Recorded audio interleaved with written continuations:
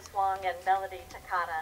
The beautiful piece that they played is called Arrival, and I can't imagine a more appropriate way to start off our program today.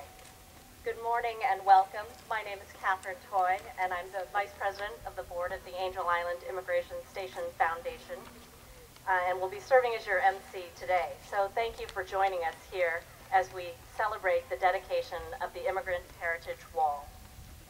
So as I look out at the crowd, I couldn't be more pleased to see all of you here, so many people who we've met over the years, either in person or virtually or through our many friends and family. And I know there are many of you here today who are here because you're paying tribute to someone who came through Angel Island. Maybe a little show of hands here. Can you raise your hand if you yourself came through Angel Island? I know that there are a number of former immigrant detainees here. A big round of applause.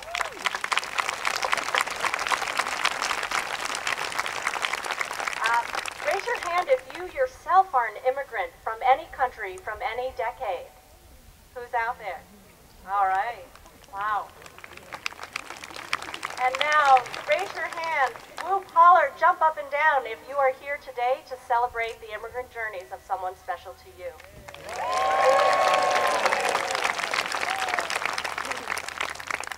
There are dozens of family reunions taking place today. So whether you be 2, 10, or even what I hear to be over 140 of the Kai Lim family, thank you for gathering here today and honoring us with your presence as we celebrate your families. The funds that we raised for the Angel Island through the Immigrant Heritage Wall are going to fund the Immigrant Voices program that is on the website of the Angel Island Immigration Station Foundation. Through this new tool, we are capturing immigrant stories, and we hope that you will add yours to it. So please give life and further breadth and depth to the stories and to the people who you're honoring on their walls by going to our website and putting in your family's stories. The tool is very cool, and it allows you to add pictures and to upload documents and such. So please take a look at our website at AIISF.org. The funds that you all contributed and so generously donated to the wall are going to further spread the stories of immigrants, not just through Angel Island, but from many different places. The funds have also been used to help Angel Island State Park.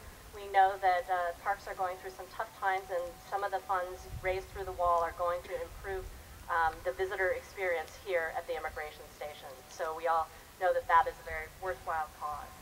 I want to give a special thanks to Dan Kwan, who designed the Immigrant Heritage Wall. Where's Dan?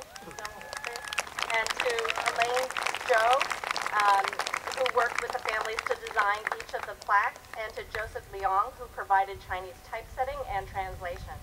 So Elaine and Grant Din on our staff will be meeting families down by the wall after the program ends at about 12, and they'd love to come and put some names to faces. So please, if you haven't met them already, please go say hello down near the wall at the end of the program. Special thanks also to our partner, Angel Island State Park, for sharing this wall with us. And in particular, to Gerald O'Reilly of the Angel Island State Park staff and the maintenance crew for their flexibility and assistance for this challenging installation. That wall just went up within the last few days, so just in time. Co-hosting this event with us today is Angel Island State Park, our amazing partner in all of this work. And to add her words of welcome is Angel Island State Park Superintendent Amy Brees.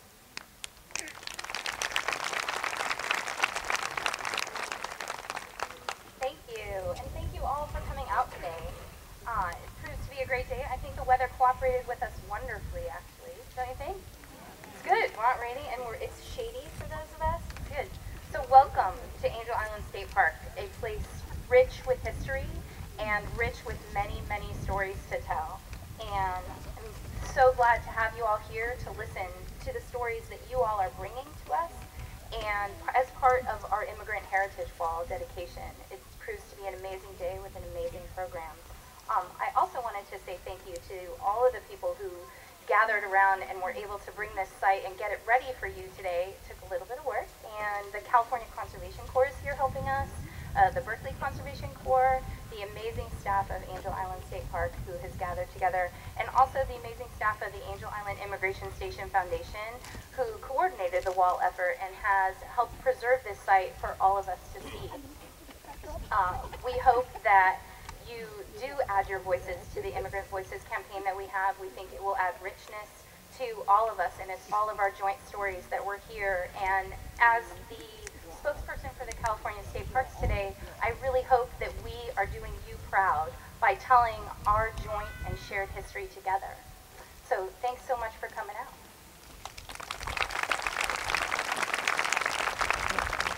Thank you, Amy. The restoration of the Angel Island Immigration Station has been a labor of love and hard work for so many of us. The restoration is a partnership, a unique three-way partnership between the Angel Island Immigration Station Foundation, California State Parks, and the National Park Service. And California State Parks couldn't be a better partner, and so it's with great pleasure that I introduce to you today the State Parks Director, Ruth Coleman. Ruth Coleman was appointed Deputy Chief of California State Parks in 2002, and during her decade at State Parks has overseen the acquisition of more than 115,000 acres into the state park system, the expenditure of over $650 million for construction parks at visitor centers, campgrounds, infrastructures, historic preservation, and the distribution of $1.6 billion in bond funds for state parks, including the restoration of this site. In the latter part of the decade, she steered the organization through several significant cutbacks, and while these have been challenging times of late for state parks, Director Coleman has been an incredible friend and advocate for Angel Island Immigration Station. Please join me in welcoming Ruth Coleman.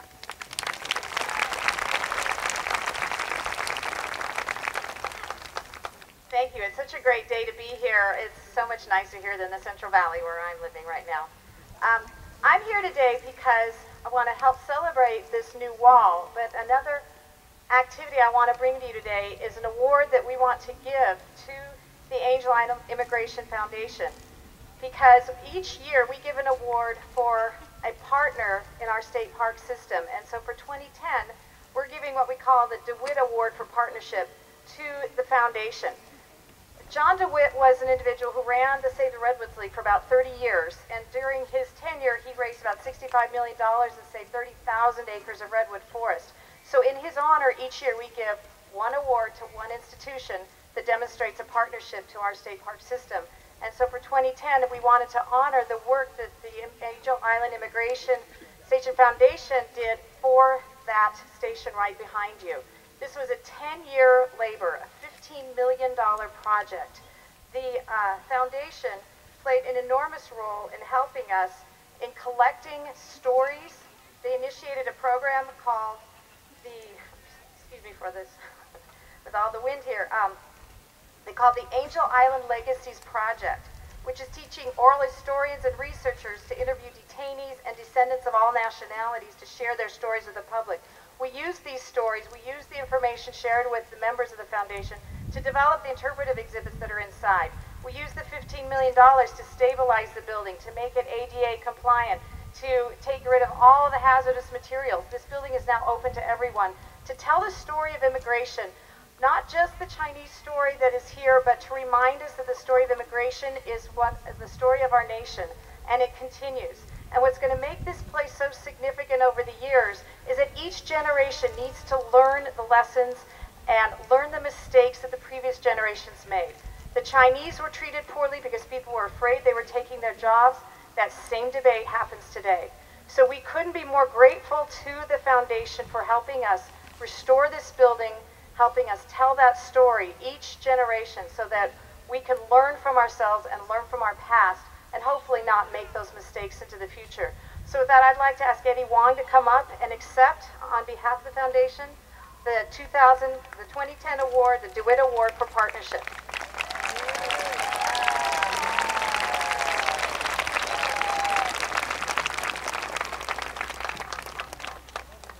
Thank you very much.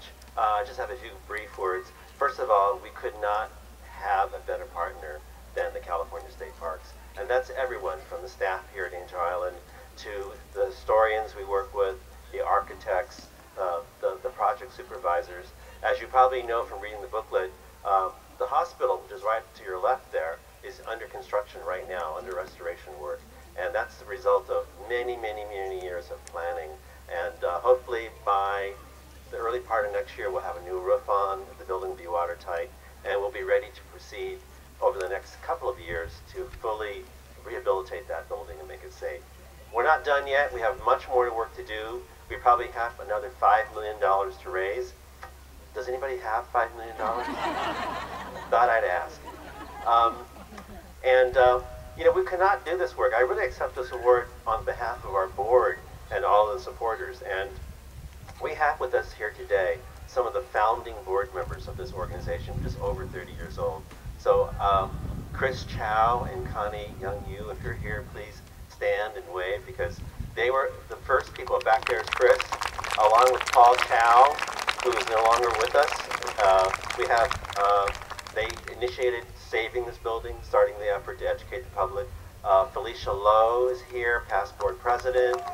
Kathy Coe, Kathy Turner. We have our past executive directors here. Of course, Katherine was one, and Daphne Kwok is here today. So many, many people took part in stewarding this organization. But none of this would be possible without you, and I mean that honestly. That's you who are the supporters, who wrote letters to Congress, who wrote letters to the Assembly, who gave money every year.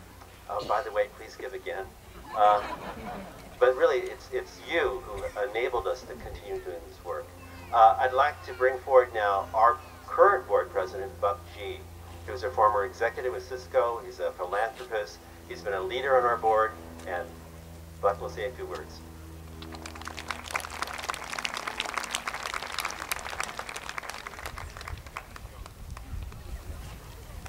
Thank you, Eddie. I'm going to talk about the wall, and I'd like to congratulate all of you, all the families here today who really helped us build this wall. 2 years ago today, or 2 years ago, on a stormy, wet February morning, many of you were here to witness the reopening of the building, and the dedication of this new site. The barracks building, this is the building that had walls that stood witness to a painful era in American history. Walls whose engraved poems tell stories of hope and laments of despair. You see the walls. Stories from unknown immigrants who landed on this spot looking for the American dream. Unnamed, anonymous.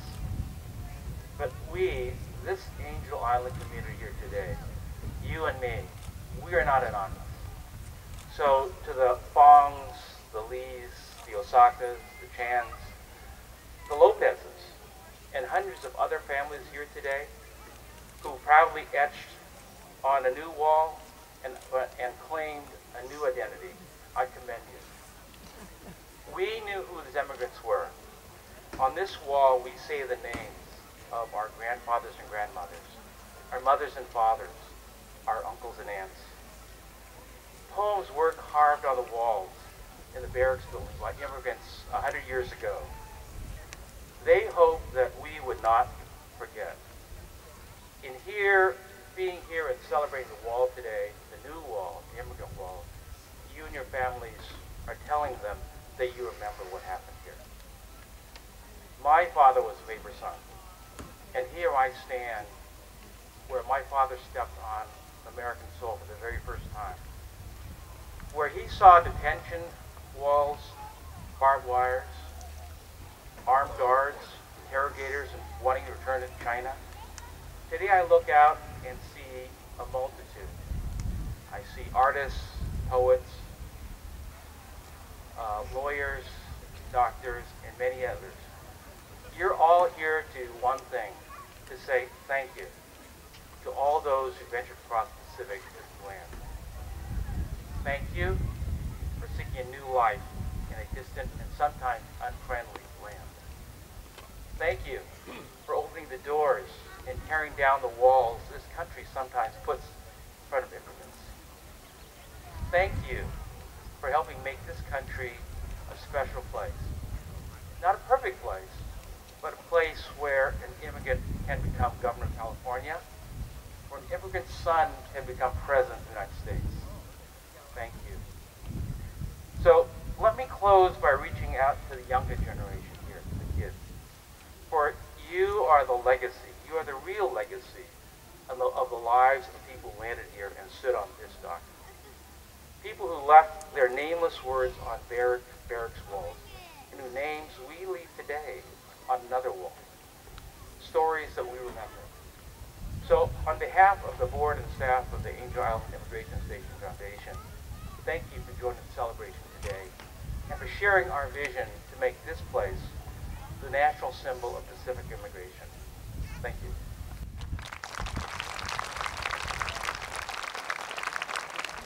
Now, let me introduce Fong, California Assemblyman.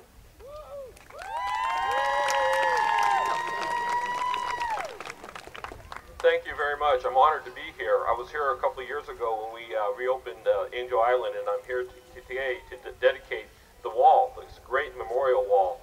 But I'd like to introduce a few people before I get going because they're colleagues of mine in the State Assembly. One is Jose Solario.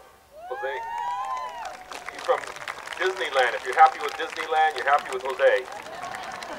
And the important fact about Jose, he's part of the 251 descendants from the Lim Lip Hong, original 49er. Congratulations. And also we have another colleague here, Mariko Yamada, my seatmate. Mariko? She's a descendant of Fei Hing Li Wong and Boy Wong, of Jan Li Wong's her husband. And so, congratulations. And also one other person I'd like to introduce, because my grandfather came over here and he was interned here in 1939 for 2.5 months. And when he was released, he founded the Chinese Chrysanthemum Flower Growers Association. And we have a flower grower who was interned here, William Mock. William Mock, there he is. And so that's part of my legacy. And I'd like to pass my legacy on to my children. So my children are here, Sean Fong, Sydney Fong, and Nicole Fong. And that's why we're here. We're here to pass on this legacy, a legacy of a very important chapter in American history. A chapter that the original 49ers, when they first came over, they were imposed a foreign miners tax, where they were taxed 50% of their take in the gold fields. And that foreign miners tax helped start the state government, the California state government. For the next 20 years, between 1852 and 1873, they contributed a bulk of the state budget by this foreign miners tax. So actually I'm trying to get my colleagues to change the logo of the 49ers to some Chinese miners instead of the white guys with a beard. And so anyway, but it's a long history, and you know, they weren't able to testify in court against whites in the 1850s, and then of course the 1870s, the first recession caused a huge backlash towards the Chinese Americans, and that actually eventually led to the Exclusion Act of 1882. Unfortunately, Congress has introduced an apology similar to my apology in the state government, ACR 42, which the state government apologized to the Chinese Americans for the discrimination that was imposed on them from our state government. But the federal government will be apologizing for the Exclusion Act of 1882, which led to the Angel Island internment camp here. And so that's, Judy Chu is carrying that legislation right now, and please get on board and support that apology for the Exclusion Act of 1882. Thank you very much. All right, anyway, I'm here to dedicate the memorial wall, and have a great day. Thank you. Thank you very much, Assemblyman Fong. We have 5 others here with us today to help tell their families' immigrant stories. They are Kim Delevette, Michael Lopez, Peter and Norma Samra, and Glenn Osaka. And I will give a brief introduction of each of you and then have you just come up in that order. Kim Delevette is a Southwest Airlines Community Affairs and Grassroots Manager responsible for Northern California and the Pacific Northwest, as well as nationally for support of the Asian American and Pacific Islander community. Kim has her own amazing immigrant journey, having fled Saigon as a young girl as it fell in 1975, and I'm sure she'll tell you about that. Michael Lopez is president of Solid Ground US, a technology and media management consulting company. He is also the current president of Hispanic Net, a Latino business and professional organization. His father and grandmother fled the Mexican Revolution, but found themselves detained on Angel Island. Peter and Norma Samra were raised on their family farm in the Sacramento Delta. Today, they pay tribute to their father, Delevette Samra, who in 1910 journeyed from India to the United States, stopping here. Glenn Osaka is Senior Vice President of Juniper Networks. He is a third-generation Japanese American here today to tell the story of his grandmother. Thank you, and Kim, you'll start us off.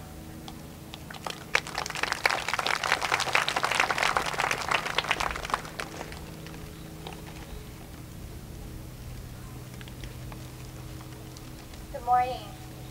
It is absolutely wonderful to see all of you here today, and sitting up here looking out, it's just very humbling to see all of you here. So thank you for taking the time to join this special day with us, this momentous day.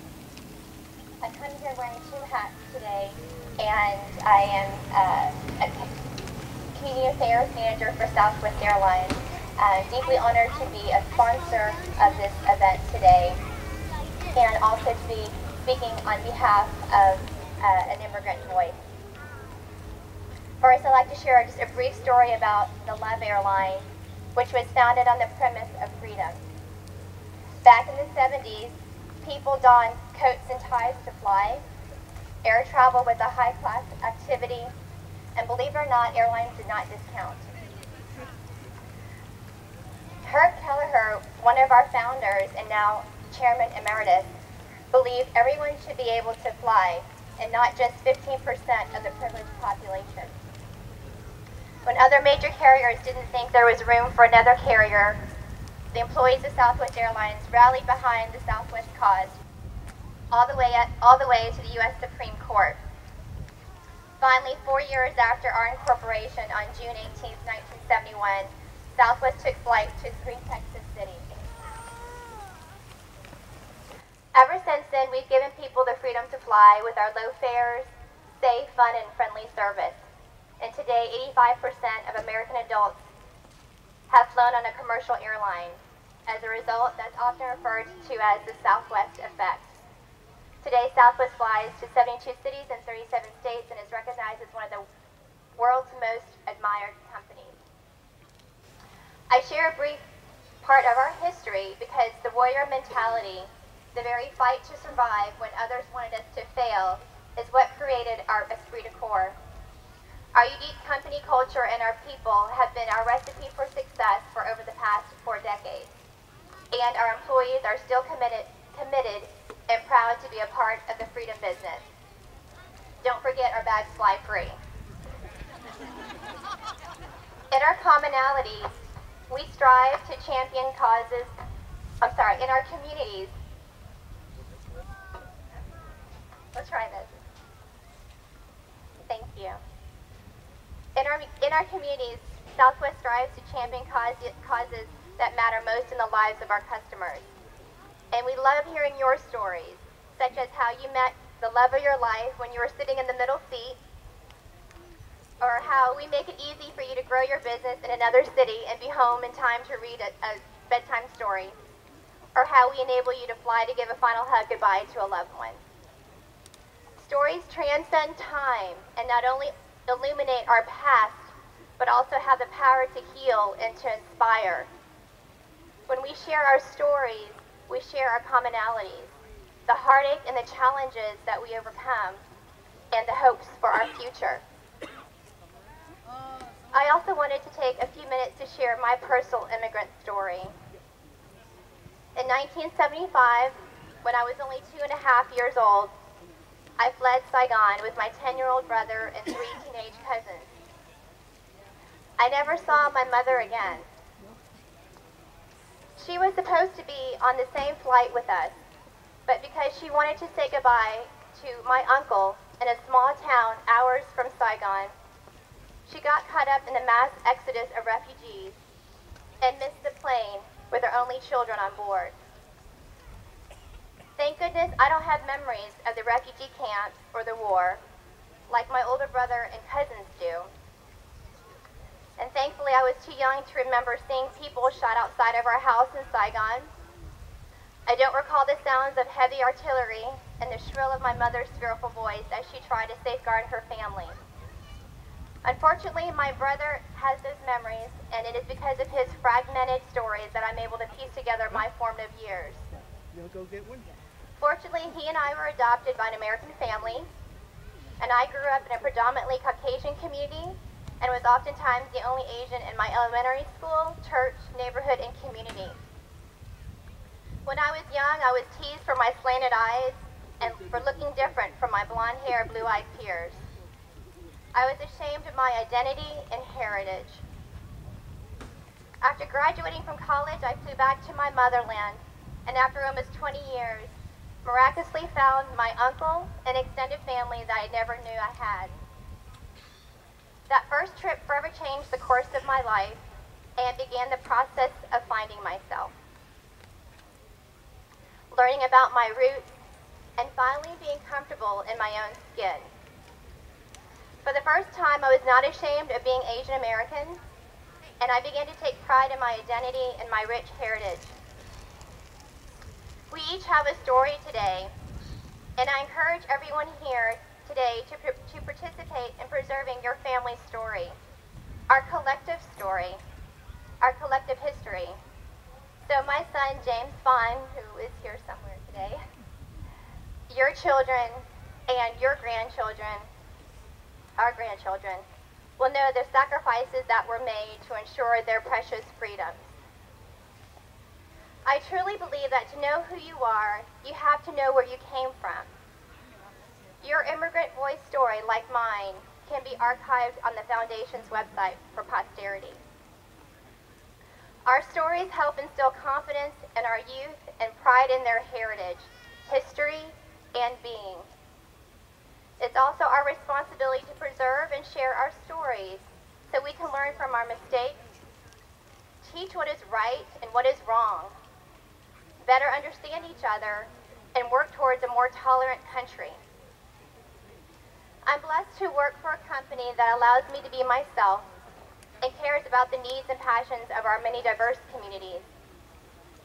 So on behalf of our 35,000 employees who love you in the air and on the ground, we're proud to be part of this celebration today, and we thank the Angel Island Immigration Station Foundation for your tireless efforts to preserve this sacred place, and to all of you who have supported the foundation to allow these timeless walls to speak to us today and to generations yet to come. Thank you.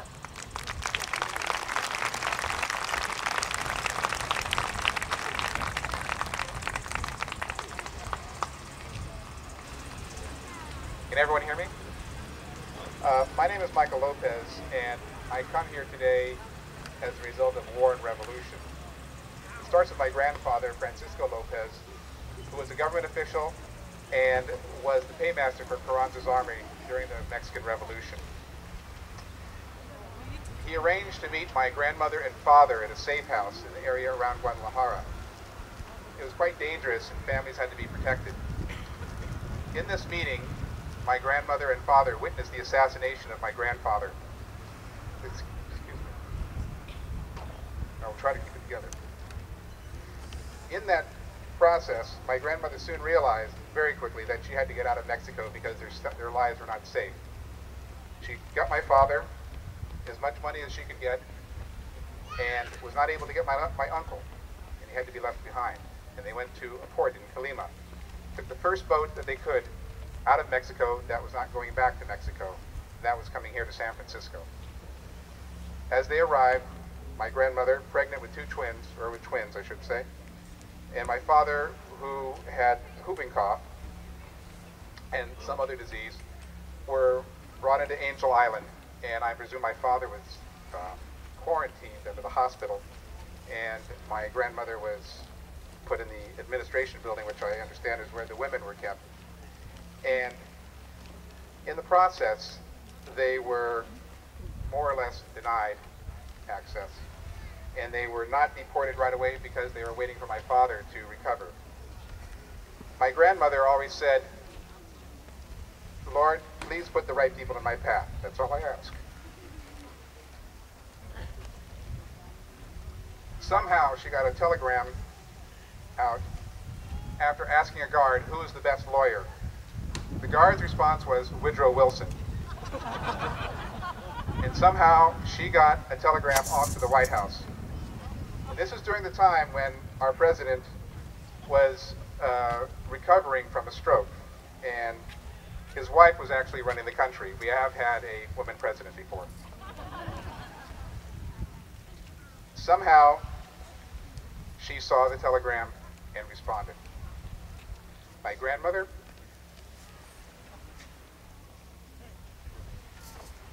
and father were allowed into the country. They were taken in by Catholic Charities. As far as we know, the twins were lost. My grandmother, a woman of means, had to become domestic help, and my father was put in a foster home. They eventually were reunited. My grandmother remarried, moved to Marin County, pre-Golden Gate Bridge, so that was something, and started a life. My grandmother had 3 more children. My father, being a Mexican immigrant, went through some problems, but was accepted in the community and took the name of Ange. His middle name was Angelo, Michael Miguel Angelo Lopez. And they became members of the community. The story of this is we all became part of the American story. My father is a World War II veteran, decorated, commanded a tank under General Patton in the North Africa theater, and also fought in Italy. He took part in the very brutal battle of Monte Cassino and was in the first tank column that liberated Rome. He received military honors at his funeral. And the rest of us in my generation of my family, we carried on our tradition that my grandmother gave us of being the best we could and doing all that we possibly can to make ourselves better. We received the best educations that we could possibly get. We have touched the world, representing our country, representing our businesses, representing our communities. And we have this tradition that we pass on to our children as well. Thank you very much.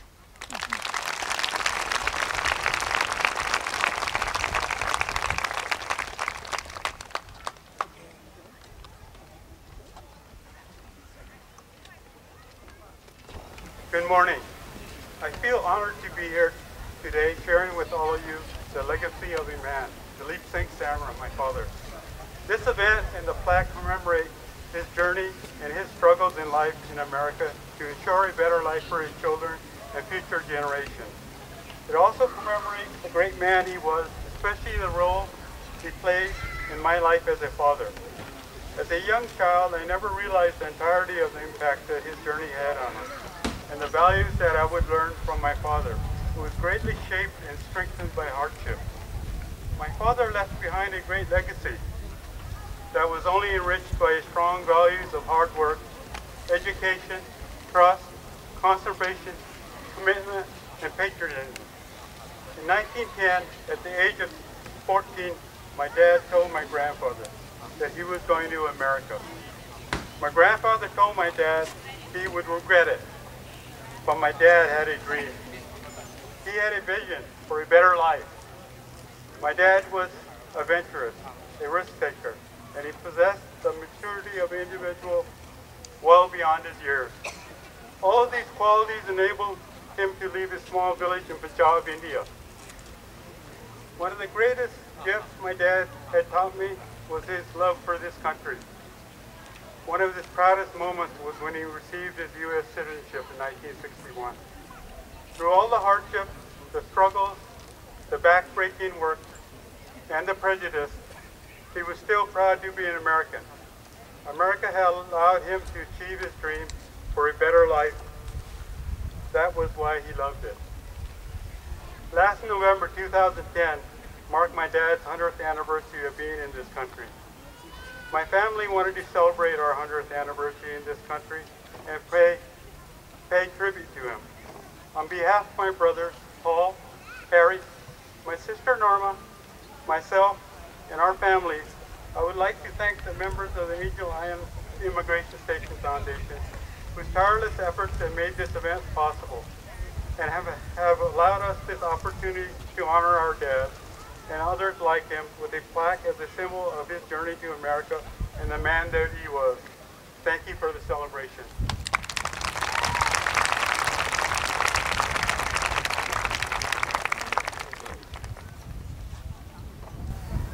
Good morning.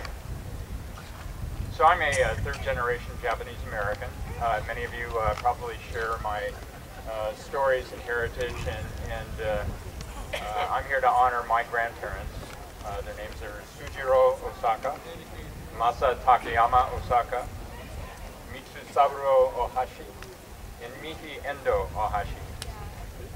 And I was unfortunate because I only was able to know Mihi Endo Ohashi, my grandmother. My other grandparents had died by the time I was born. And as maybe is often the case in a Japanese-American family, there are many things that are not spoken of.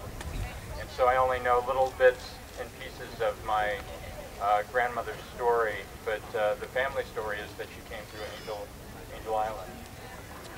The plaque that we decided to put on the wall basically says that their dreams have become our reality. And the life that I live every day, and I know that my cousins and sisters and my kids live, very much are about that story. So when I come here, and this is my second visit to Angel Island, the thing that's striking to me is that Mihi Endo was 19 years old when she left Shizuoka as a picture bride. So she came to marry my grandfather, who was 10 years older than she was, and near as I can tell, she didn't know him. And you know, my own daughters are 20 and 18. My youngest daughter going to college soon in New Jersey, and I think, oh, you know, how's she going to handle this great journey to New Jersey? And of course, my grandmother was 19 years old, and she got on a boat in Yokohama and came to the U.S. So she arrived in 1912. Look, you're just going to have to stand here. I'm going to stand here. Buck and I are old friends. Here, I have my notes here. So she arrived in 1912 as a picture bride. Buck's always been doing this for me. And her courage just really amazes me. And I know that that the stories of all of your ancestors are also about their courage.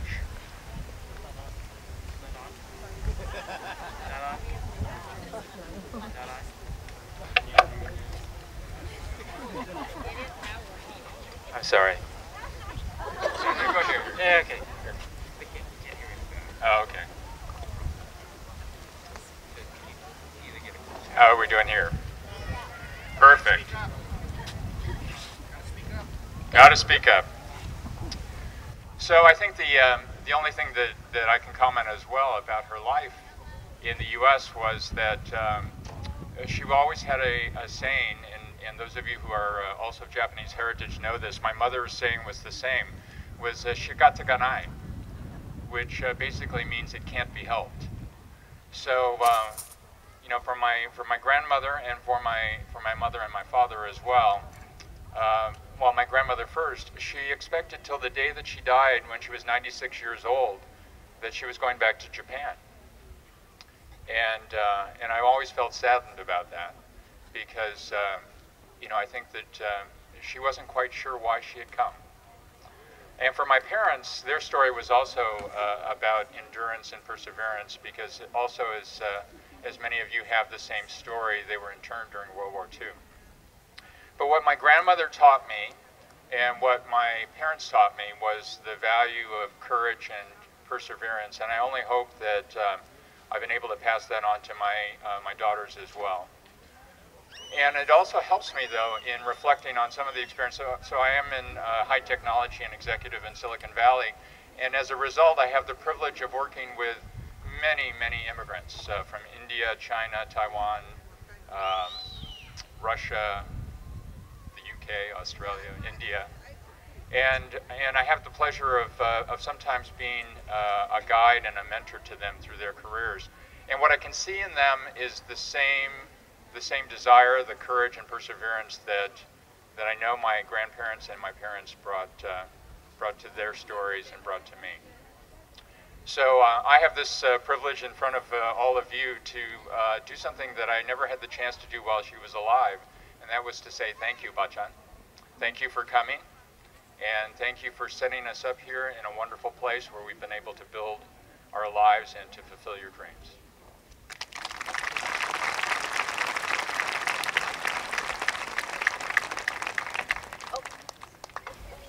Norma, please come join us. Good morning. I'm Norma Samra. I'm privileged to share in this celebration today and share some thoughts regarding my father on behalf of my... Okay. I'll take it off. Can you hear me now? Can you hear me now? Sound like Verizon commercial, huh? Okay. Okay. I am privileged to share in this celebration and share some thoughts regarding my father on behalf of myself, my brothers, Paul, Harry, Peter, and their families. A wise man once said,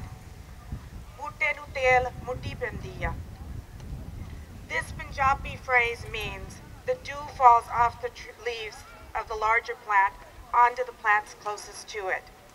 This is analogous to a family network. The closer knit the family, the more support it receives from the other members. The plant is supported by the dew that comes from the leaves, just as family members are supported from each other. This wise man supported his family in numerous ways, including sending money to India continuously, building a home for his brothers in India, and sponsoring numerous family members to this country. This wise man, every evening before dinner, reflected on the members of his family that had passed on. He never forgot about his family members in India, nor did he ever forget any of his family members in America.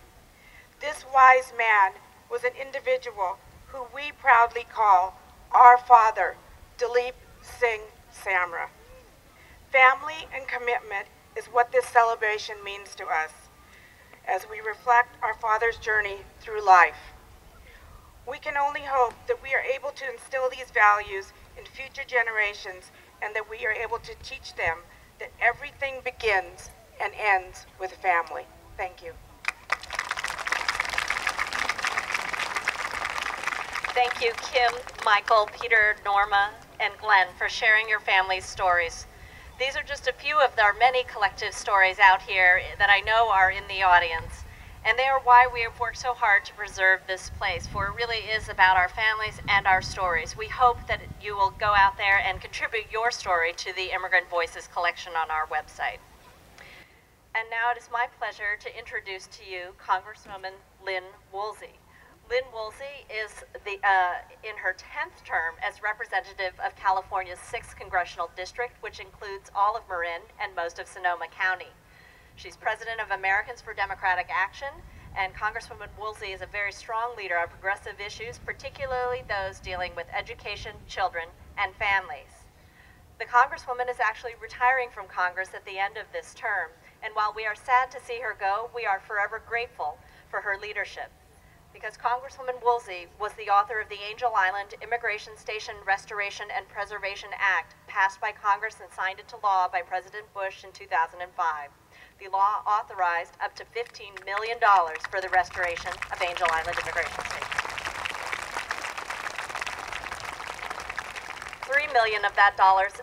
More than $3 million of that has already been appropriated, and those dollars are already at work stabilizing the decrepit hospital building behind us. And of course, we're still looking for the other $12 million, so we'll be asking all of you to help us get that. Please join me in giving a warm welcome to Congresswoman Lynn Woolsey.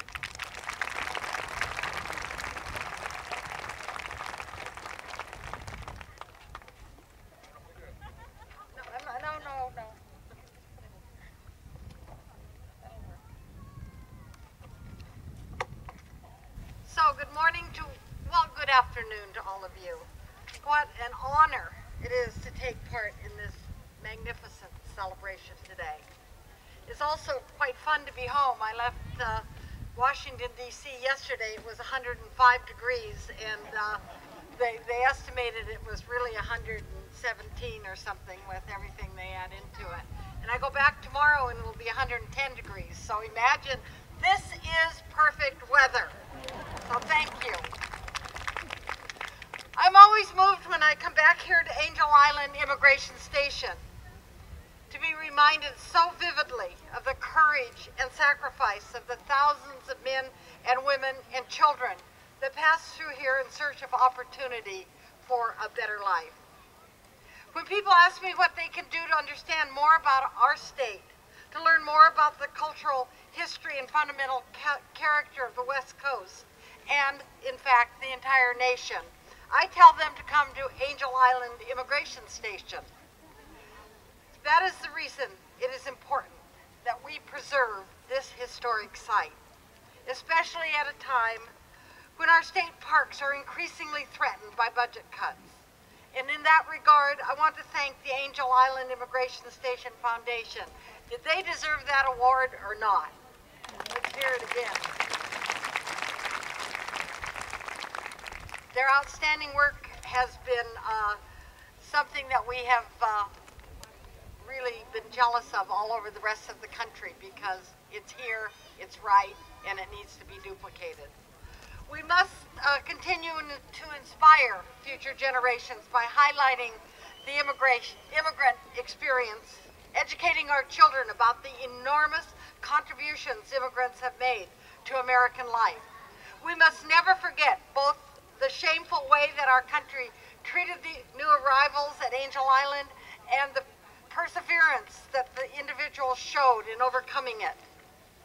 We've been proud to do what we can in my office and at the federal level, and with my colleagues, Congresswoman Nancy Pelosi, Michael Honda, and the other Bay Area members of Congress who have helped me to make my bill successful in the Congress.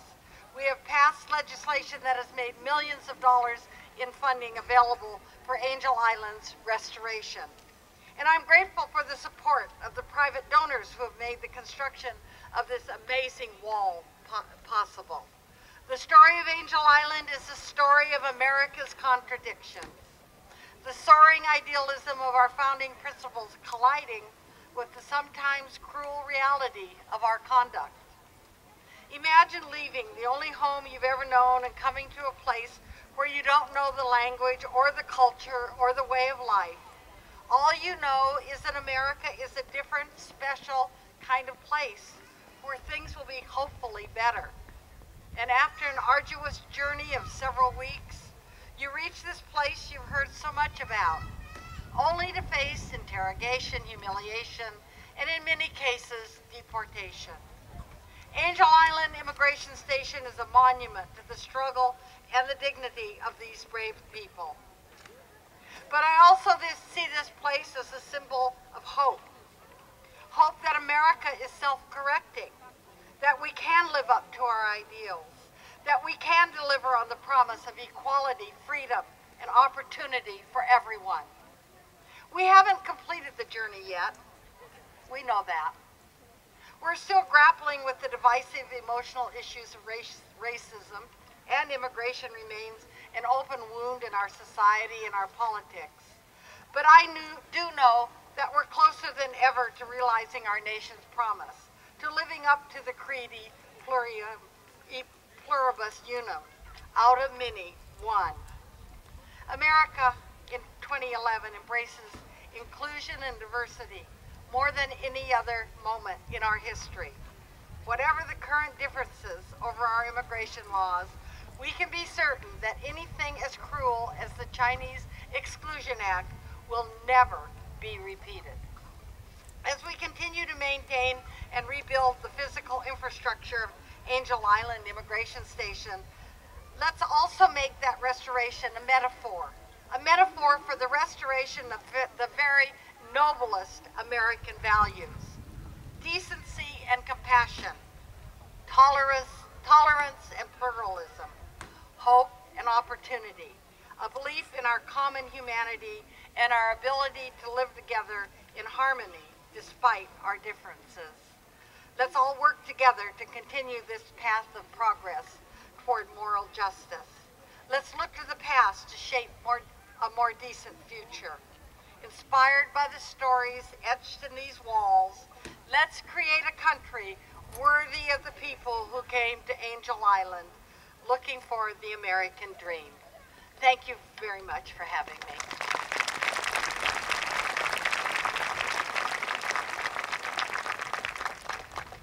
Thank you, Congresswoman Woolsey. You have been such our angel and our rock of support in Congress, and without your help and that of your colleagues, we wouldn't be where we are today. And as Congresswoman Woolsey said, without all of your help, we wouldn't be where we are today. It is truly a public-private partnership in every sense of the word, and that is why for the foundation it is ever so just amazing and heartwarming to see so many of you gathered here today as our support base. We do depend on you in your dollars to help our staff at work, and I want to give a quick shout out to them, to our Executive Director, Eddie Wong, to Grant Din, our Special Projects Coordinator, and to Julie Fong in our office. There's a lot of work that goes on at the Immigration Station Foundation, and we only have a staff of 3, and it's because of your support at events like this and at our gala event coming up on October 1st that we can continue to work to preserve the Immigration Station site and the work that's now getting underway here at the hospital on the Hill. And with that, I just want to say thank you for being a part of our very special Immigrant Heritage Wall celebration and dedication. You and your families are why we are here to preserve the story of Angel Island and all that it means to us, both in our past and for generations to come. Thank you for being a part of this special day. My great pleasure to introduce you to Charlie Chin, who is a singer, songwriter, historian, and storyteller. He was one of the founding members of a trio of musicians who really founded the Asian American music movement with an album, A Grain of Sand, along with Nobuko Miyamoto and Chris Ijima. Charlie is also an author. He's the author of 2 children's books, China's Bravest Girl and Clever Bird. And he currently is the artist in residence at the Chinese Historical Society of America. Let's give a warm welcome to Charlie Chin. Thank you. I was only a boy in old Canton town when I first heard the stories that were going around. Uncle made his fortune and he wore a gold ring. If you asked him about it, he gladly would sing. Dig for the gold, dig for the gold. I'll be a rich man in China before I grow old. Well, I boarded a ship, it was all made of wood. The bedding was lousy and the food was no good. 6 companies met us on Frisco's long pier. Of 300 started, only 200 here. Singing, dig for the gold, dig for the gold. I'll be a rich man in China before I grow old. Well, I went to the hills, my fortune to find. Of hardship and want, well, I paid it no mind. But the jumpers were waiting and they wished us all dead. They took all our claims and put lumps on our head. Singing, dig for the gold, dig for the gold. I'll be a rich man in China before I grow old. I headed for Hangtown, the biggest of camps. There was gambling and murder by the light of their lamps. Of the money I had, it was gone in a wink, for I spent it on women and foul whiskey drink. Singing, dig for the gold, dig for the gold. I'll be a rich man in China before I grow old. Brandy Gulch was my next stop, when who should I meet but a crazy old miner they called one-eyed Pete. I picked up a 6-gown and put down the spade. By robbing and killing our fortune was made. Dig for the gold, dig for the gold. I'll be a rich man in China before I grow old. Vigilantes, they caught us at a place called Pig Hill. Old Pete with a hang noose, the miners they'd kill. They banged me and beat me till they thought I was dead. But I lived till the morning and I ran off instead, singing dig for the gold, dig for the gold. I'll be a rich man in China before I grow old. I ran to the place where we hid all our loot. I bought me some new clothes and a pair of new boots. Took a trip back to China on the next swelling tide. When they asked me about it, I turned and I lied. Said it was digging for gold, digging for gold. I'll be a rich man in China before I grow old.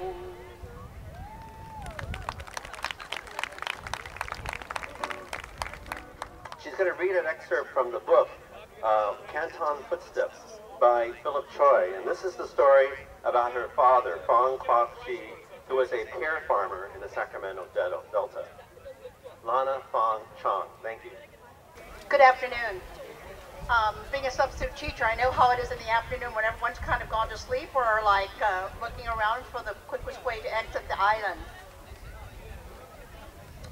For today, I'd like to pay tribute to my father, Kong Gok-si, who immigrated from the Hoi Ping district from Guangzhou, China. My father's story is that of a paper son who says that he actually was born to a merchant or to one of the privileged classes that was allowed to immigrate safely during the years of exclusion.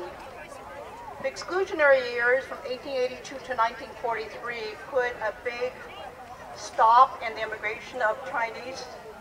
When my father wanted to come, fortunately he had the luck and the breadth of many of the Chinese community. So he dared to dream. So when he became a paper son, he assumed the role of a son to Mr. Ben Fong. He learned well, of course, the ropes, the necessary information to pass muster, and arrived here in 1920. Toiling for 7 years as a merchant, he realized and earned his partnership status and was able to think about starting a family. So there he went. He had to go back to China to marry because in Sacramento, in California, in the United States, very few women were available to marry. So my father went back to China in 1927 to marry.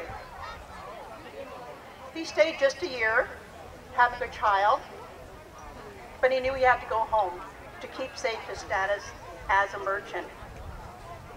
But while in California, he kept his eye on the happenings in China. And during the turbulent 30s, and then about 37, he heard of the imminence of Japan approaching China. So he began to double up on his work. Beyond being a merchant, he also received work and started his legendary career as a fruit farmer in the Sacramento Valley. So worried about the status of the affairs in China, he returned home once again in 1932, staying for a year this time to beget a son. So happy, so proud, the firstborn son in China. But again, he had to go home. Each time coming in and out of America, he had to go through the immigration, interrogation, and at times staying here in an Angel Island. Okay. Well, you know what? It's audience participation time now. We're going to be closing on our program, but don't run away. This is a very exciting number. You don't have to come up if you don't want to, so don't worry about it. All right. But many of you may have seen this final number that we're going to perform for you. It's something called Tinikling. Everybody familiar with that? All right. You may have seen it. It's a dance that involves the bamboo poles, all right?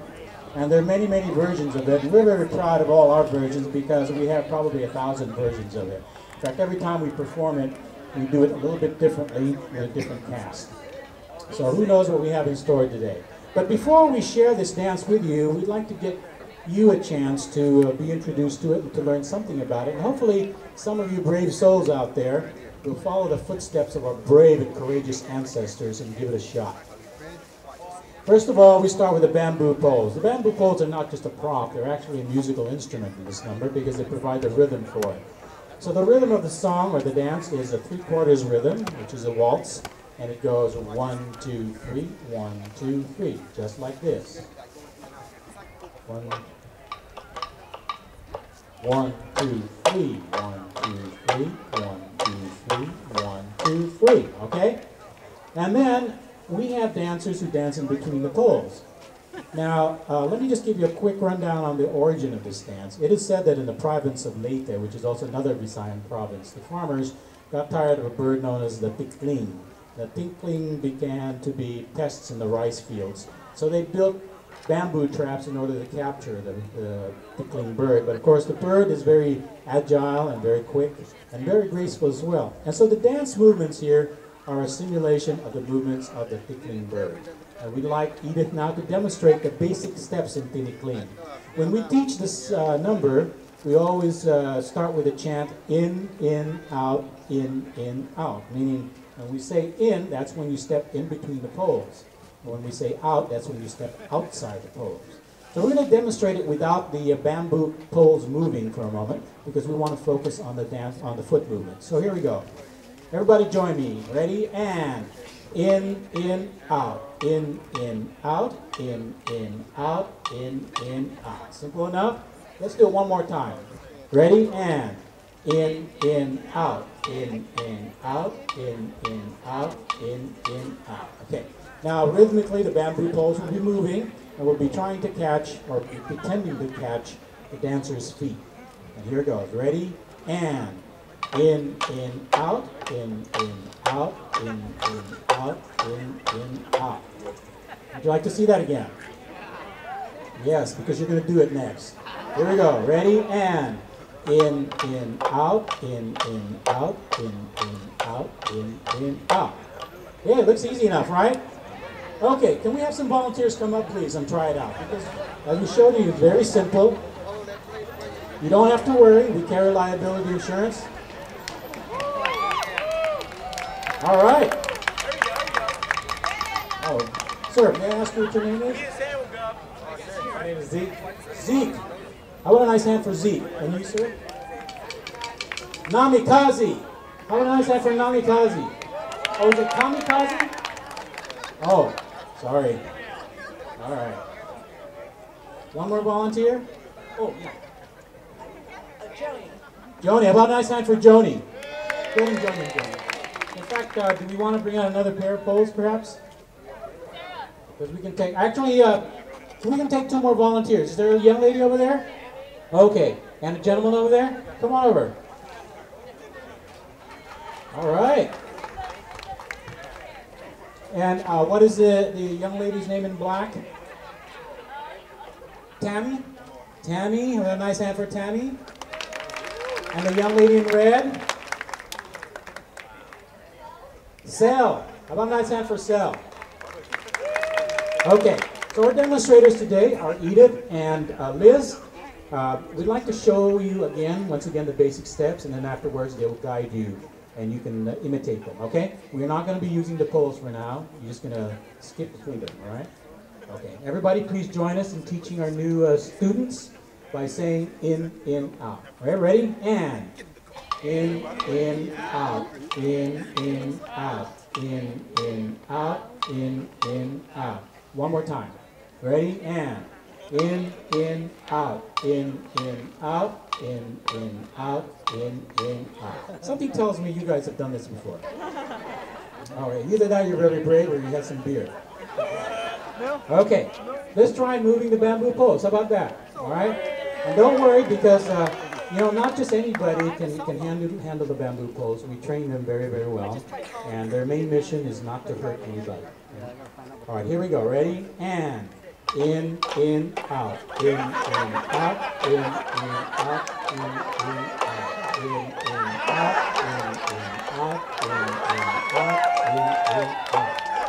Okay. Kamikaze. Your name is very fitting. Very good. You want to try the actual steps this time? I mean, no, we encourage innovation, right? and individuality. But let's see if you can do the actual steps. After all, you went through it already. Ready? Let's try it one more time. Ready?